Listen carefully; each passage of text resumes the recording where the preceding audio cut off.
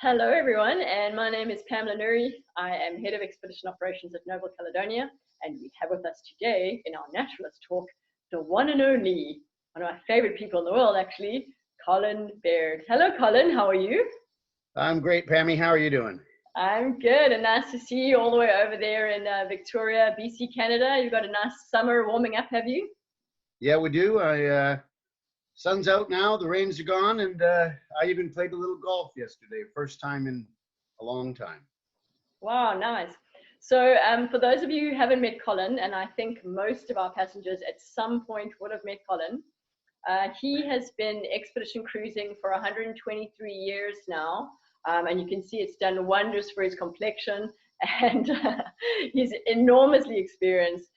He's one of our top drivers, Zodiac drivers, but what he usually comes along as is the marine mammal guy. And you probably, if you've sailed with Colin, would have been lucky enough to hear him regale the story of the rewilding of the orca from the movie, well, Keiko, from the movie Free Willy. So that's very nice to always have that story regaled in person by you, Colin. Thank you. But we won't do that now. No, we won't do that today. What we wanted to talk about is a topic we both love, I guess, and who doesn't. There's many lists out there of the best whale watching destination, the best boat-based whale watching, the best land-based whale watching, best whale watching city. But we want to talk about what are the best whale watching types of cruises or areas of cruises. And if I ask you that question, which itinerary jumps to mind first? Well, I'm always a little bit biased, of course, because I live in the best place in the world, and No, right I on my live in the doorstep. best place in the world. Yes, and right on my doorstep, which is what spawned my interest in cetaceans so early in life, is we have so many different types of killer whales right on my coast: bigs, transients, offshores, humpbacks, minkies, dolphins, and so on. It's a real wildlife bonanza. So I'm going to have to say from Victoria, Vancouver up to Alaska would be one of my absolute favorites. Sheltered waters, but as I say, I am a little biased. There are some other pretty good places in the world to see whales. I actually thought you were going to say potentially Patagonia, because I know that time that you came across all those blues and fins all together while you were on a Zodiac cruise, and I thought that was going to be the one that jumped to your mind. Well, that certainly is a standout, particularly for the large whales. We were coming up the coast of Chile, and we were supposed to be going to a sea lion colony, a well-established sea lion colony. So the ship was headed towards the anchorage, and we had to stop the ship and launch the Zodiacs. We had to fight our way around the fin whales to get to the blue whales. And then finally, I think I spent maybe 5 minutes at the sea lion colony because we just had such an incredible experience. And it was the first time I'd ever actually Zodiac cruised with blue whales. And, being the largest animal ever on the planet, and when you're in a small 5-meter Zodiac, it really gives you a sense of scale. I mean, seeing them from a ship is one thing, which is fantastic. And, often the ship is a better platform for whale watching. It's more stable, more camera friendly than a small Zodiac, but to be out in a 5-meter Zodiac with a 33-meter long whale that weighs 180,000 kilograms. Yeah, that's incredible. I mean, it is much more a ship scale kind of sighting. If you saw one from the ship, you'd never think of let's launch the Zodiacs, but in the situation you're in, that really is incredible. I've actually I can do a screen share here to some of those whales. Unfortunately, with the blue whale, the photos don't really do it justice, because you can always usually catch so little of it because it is such a big animal. You're seeing so little and you're capturing so little. So the blue whale is not really a very easy one to show by photo. But another great place where we always seem to see blue whales, in my opinion, is Svalbard. If you really wanted to do a high hit rate with seeing a blue whale, I would probably have suggested Svalbard. Yeah, I would. I mean, if blue whale is your thing, which they are. I mean, they are simply the largest animal ever on the planet. And, you know, I've seen them in many places in the world. I've just been very fortunate to work in this industry and travel so widely as we do. You know, Pam, none of us do this for the money, of course. And we, you know, I've just been so lucky. You know, blue whales, you know, California, Patagonia,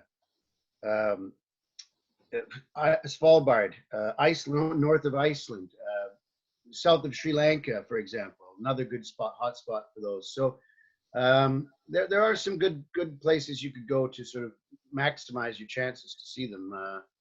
You know, anywhere there's a, you know, those and the fins and the says, but the blues are a little harder to find. The global population estimates for blues is between 5 and 10,000 approximately. So they're just hard to find. Yeah. Now, when I think of where could you go in the world where you'd be almost guaranteed to see whales, an obvious destination that comes up would be Antarctic. Oh, yes. With the caveat that if you go in the very early season when it's very beautiful and snowy, the whales haven't often arrived yet. But as you approach December, January, it becomes incredibly dense with whales. Yeah. Well, the migratory whales, of course, are moving seasonally in their respective hemispheres between the north and the south, between summer and winter. So in the Antarctic, in the southern hemisphere, in the austral summer, all the whales are heading from the subtropics, all the migratory whales, from the subtropics down to Antarctica. So if you go in early, you know, early season, maybe they just haven't got there yet. But as the season goes on and on, more and more and more. So as a cetacean person, you know, I'm not that interested in going down in October. I mean, I love it, of course. You know, the snow's clean, everything's great. But for the whales, I would suggest December on would be the better time for that. Yeah. And it's not to say you won't see in October, November, but the density just gets so much so much more as the season goes on. I'm going to jump over to that screen share again, just because the big highlights of the Antarctic cruising are obviously the humpbacks and the orcas as well. But just speaking of humpbacks for a moment, I mean, those are the ones with the long flippers, and they're so charismatic. So if you're looking for whales to go look at, a lot of the whales don't do much in a way, you know, they just sort of reach, I mean, they just sort of, you know, meet the surface and blow and carry on with their lives. But humpbacks can be so playful, and they're just a joy to watch. And the amount of times we've had them interact with us has just been incredible. Yeah, the humpbacks are definitely very high on my list for, you know, the enjoyment of whale watching, because they are so animated, you know, breaching, peck slaps. They often show their tail, which is that fantastic photo of the water cascading off the back of the tail as they do their sounding dive when they're going deep again. You know, when you see the blues and the fins, so often all you see is just the rostral ridge, the blow, bit of the back, and then they slip beneath the waves. So you see about 10% of the animal. When you see a humpback jumping out of the water, you know, its entire body weight up clear of the water, you can see the entire animal. And, you know, they do these breach jumps, and sometimes repetitively. So again, it's another great opportunity for photography. And that's, I think the humpbacks, as you said, are just so charismatic because they are so animated and lively. And humpbacks are also so cosmopolitan, like you were saying, moving such big distances, quite low latitudes, you know, quite into almost the tropics, all the way to the poles. So you can see them on either side of their breeding cycle, in the Caribbean, in Dominica, in Iceland, in, well, certainly off my coastline as well. So it is not something you have to go anywhere really out the way to find decent humpback whale, you know, action. But some of the other ones, like Orca, which cruises would you pick for the Orca? Well, for Orca, I would say Antarctica. There's the 4 different types of killer whales down there of Orca. A's, B's, C's, and D's. So that would be a good one. Good luck with the D's, by the way. Hey, Pammy? Pam and I saw some D's a few years ago, and it was pretty exciting. It was, I think, the 13th documented sighting. That's right, yeah.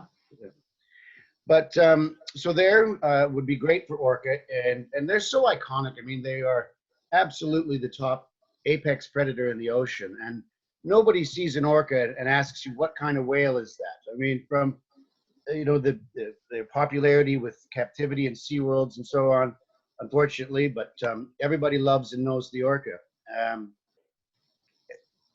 and they widely distributed. They're ranging probably second only to man in terms of global distribution. You can find an orca in virtually every ocean of the world. So Oh, wow, yeah. they do prefer the cooler regions, but I've seen them in Indonesia, which is clearly tropical. But if you wanted to see orcas, you'd want to get to the higher latitudes. The British And I Columbia's, have to Alaska's. say, I think Iceland should get a mention in there. Iceland definitely gets a mention. I can think of all the trips I've done around Iceland over the years, and I think maybe once we didn't see killer whales or orca on that trip. So it's for me, it's always the big orca day is around Vestmannaeyjar, just before you get to Reykjavik. And also the big, Iceland's a great place. The big Humpback day is up in the north on the way up to Grimsey, and in the fjord on the way down to Akureyri. So that's a really great whale destination as well. Yeah, and up out of Husavik as well, of course. There's a big whale watching destination there. Yeah, for sure. So no, Iceland's a good. Iceland would be very high on my list for whale nerds. Yeah, Norway is surprisingly hit and miss. It's often choppy, or you don't see them inside the fjords where it's calm, and we haven't had huge success in Norway. Because the ships do tend to stick to the fjords. The fjords by nature can be pretty void of life just by their salinity and so on, and the complications of fjords, just the construction of them and the deep water and the lack of exchange. But and so much of the Norwegian fjords is done up in the fjords and in the inside, and so you're not out on the migration route necessarily of the humpbacks and some of the others, which you need to get a little further offshore, because Norway's not their destination; it's the route they take to get to the destination. Yeah, but actually now, since we're speaking of Norway, it's one of the best places I would say you should go for sperm whales up in Andenes. That's a very successful place. Yeah, I've got a sperm whale here. There we go. Yeah. Oh, definitely. And another place, of course, would be New Zealand. It's got to be high on my list for not all types, but many different types of whales. Some endemic small dolphins up to the sperm whales, blue whales, etc. So New Zealand would rank high on my list as well. Yeah, actually, you're so right. I almost forgot that one. You'll get at least 5 different species of cetaceans on a New Zealand cruise, and the hit rate, or the sighting success rate, I should rather say, of the sperm whales there with Kaikoura is, I'd say, the best in the world. The 2 probably best places we go to for sperm whales would be Andenes in Norway and Kaikoura in New Zealand. Yeah. There's a few other places that are hit and miss, but those are really, really high probability. Yeah, and then Akaroa, of course, with the Hector's dolphins, the endemic species of dolphins. So and we have tremendous success there, but they've done a great job of conservation with respect to the gill netting and so on. So they've done a good job.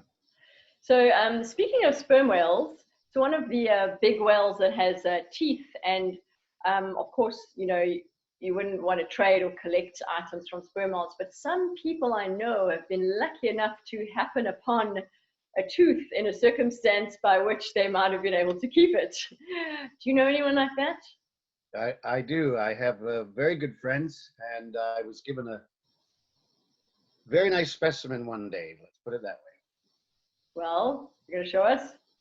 Well, I've been to a lot of museums over the years in the Azores, and another example of a good place to go for whale watching would be the Azores. Yeah.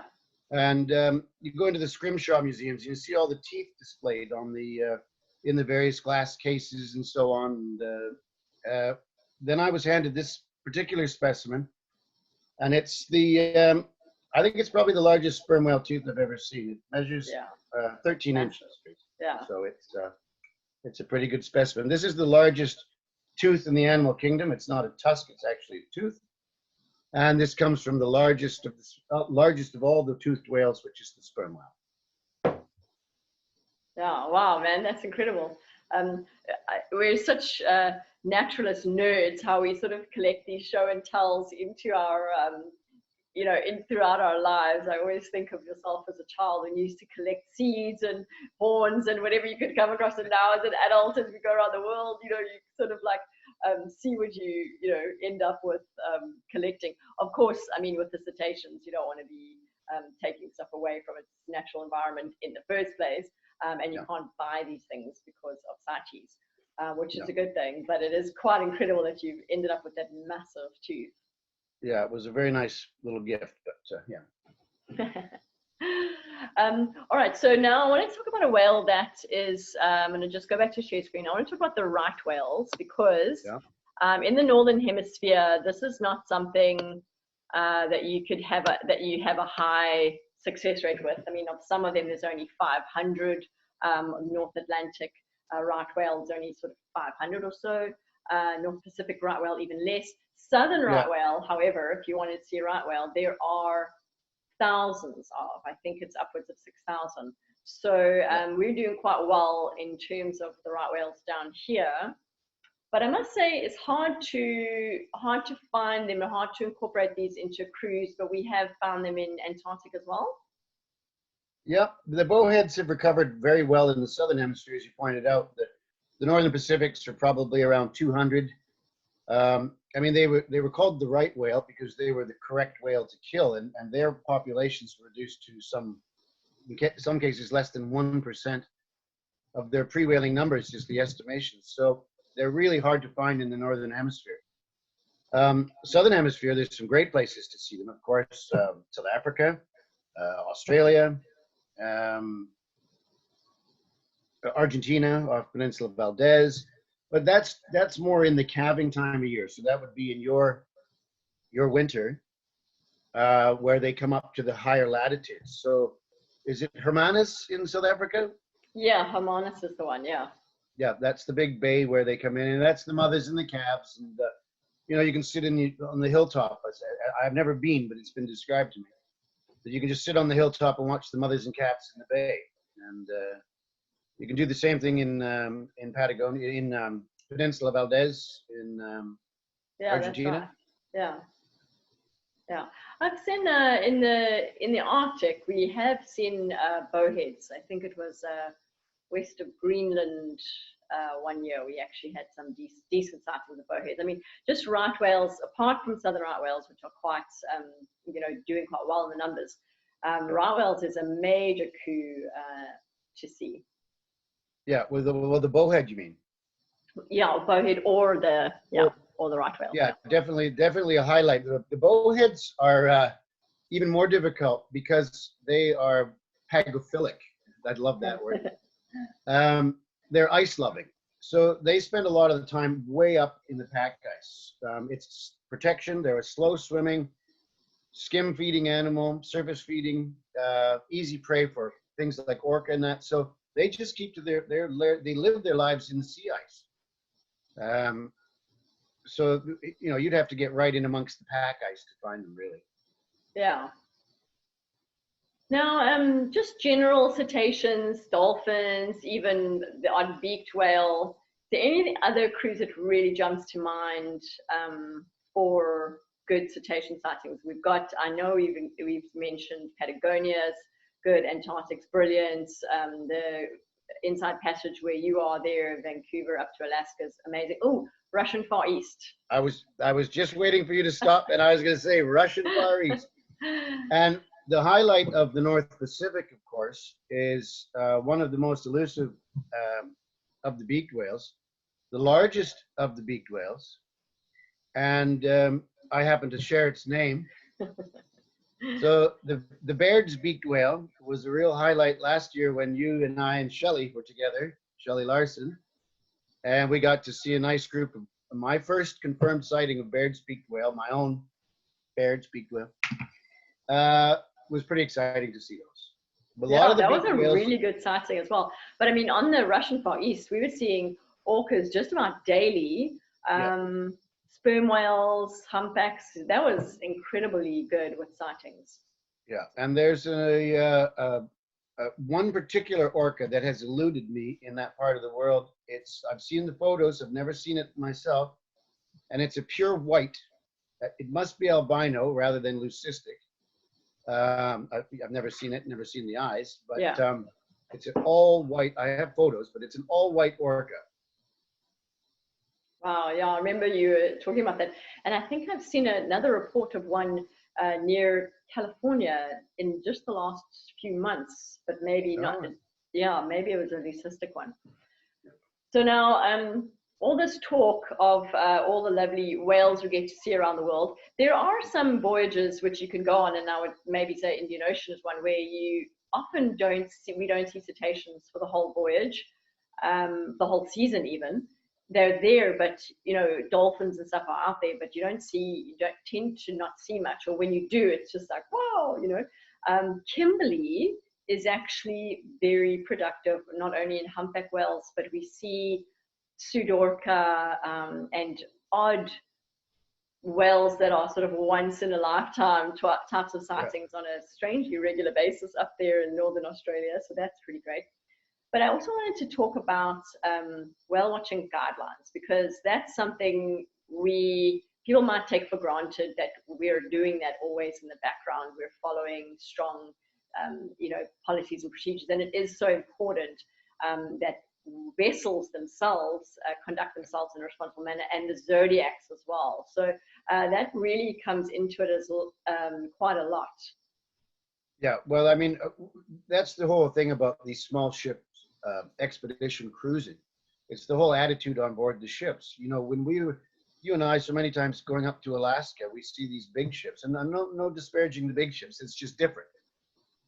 And they'll just we'll be out in our zodiacs watching humpbacks, and they'll just go flying past, not even, announcing in the casino that there's whales outside. But, our ships and our captains and our crew are super into the wildlife. They're respectful, they're responsible, they slow the ships down, they know the guidelines, they handle the ships very well. And it's all about not harassing the wildlife and allowing people a chance to view them, and how you approach and how slowly you approach and how you depart and so on. So we really do stick to the guidelines really, really well with our little small ships. And it's really important. Yeah. I mean, you and I have a direct whale watching background, and a lot of the staff have a lot of experience with this, but it's something that can't be taken for granted with the ship's captain. And it is so critical. It's make or break, not only for our enjoyment of the sighting, but for the experience of the whale when you have a captain who gets it. And I must say, we're incredibly lucky with the captains we have on the Sky Fleet. They not only get it, but it's important for them to behave with the vessel as though, how they behave as the vessel will determine how that whale will respond to us. And it's incredible how you can have these close-up sightings where the whale is coming to you if you play your cards right. Yeah. So, I mean, you never approach from the front or the sides, you come up from behind. And so the whale guidelines are very good, but, there's a lot of education in the marine industry about whale traffic. I know on the east coast of Canada, they're doing a lot to mitigate whale strikes in terms of spotter planes and changing the shipping lanes seasonally, et cetera, and ship speeds and so on. And I know you've done a lot of work recently, Pam, with Noble Caledonia Charitable Trust in that effort. Yeah, actually, you're right. We realized that although largely in the expedition industry, we have captains who are pretty good at looking for whales, the bridge teams that are good at looking for whales, and a lot of them know what to do around whales. But we started to realize there are hundreds of thousands of vessels out there all of the time. Modern ships are doing upwards of 18 knots. And, if you look at marine traffic, the filters of the number of vessels that are out there, and then you've got whale populations on the increase, and you're having an increasing incidence globally of ship strikes on whales. And so the World Cetacean Alliance approached us about funding a course that was kind of like a guidelines, whale-aware guidelines course. And we modified this idea, and we sort of evolved it into being a course that's available for all officers of the watch. So anyone who's in the bridge of any kind of vessel, a captain or an officer or a deck cadet of a cargo ship, a fishing ship, doesn't matter. And they could be, doing their watch and they see a whale. First of all, how to sort of look for whales. And then if you see a whale, what to do about it, and if you see one really close ahead, how to avoid a ship strike. So yeah, we're actually really proud of launching that course with World Cetacean Alliance. It's on their website. And we're going to do an interview with them soon, I think. But it's definitely something, if you know people who are boat driving and they may not be whale aware, they should definitely look out for the whale aware course on the World Cetacean Alliance website. Yeah, yeah. No, it's all good stuff. I mean, for years here in Canada, we've had groups going out to educate the general public. You know, the commercial boats are out there watching the whales. And they know the rules, they know the guidelines, but the general public so often doesn't. And nobody wants to do the wrong thing. Yeah. But you just have to know what the right thing is. And so they would go out with a pamphlet, whale wise pamphlet, you know, and with a big stick and a little thing they'd hand over the paper so that they could just, and then the people now know, oh, I can't just run over top of them and get as close as I can. You know, you've got to approach in a certain way from a certain distance. And then, of course, there's the minimum distances. You can't get within 100 meters in so many places, and other places 200 meters. That's fine. We know the guidelines, but there's lots of times the whales don't, and they just, you know, they're down for 5 minutes, and suddenly one service is right next to you, and well, great for you, but you know, and unfortunately, a lot of that stuff ends up on social media, and there's a bit of, you know, keeping up with well, you can't take a single picture and you know, a whale next to a boat. Well, you need to have seen what happened in the last 5 minutes. I mean, to see if that operator was intentionally doing something wrong, and it's all about intent. And if you are doing the right thing, particularly your speed and engine noise and so on, so very important. Yeah. Now, Colin, before I let you go, I wanted to ask, is there any individual whale encounter that really, really just jumps to mind that you'd like to share? I'm sorry, I'm just putting you on the spot there. Well, personally or within the industry? I would say within the industry, maybe from the ship or the Zodiac, something that has been really jumps out for you. Well, certainly that Zodiac cruise with the blue whales off Chile.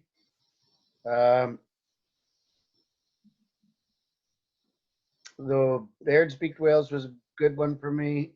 Anytime I see Orca, of course.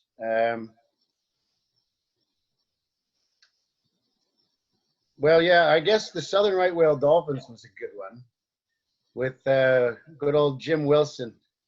The first day of the season when we were unpacking our bags in our cabin, Jim Wilson said to me, and he's an ornithologist, and he said, Colin, the only thing I want... all-around naturalist. He's amazing. Great guy.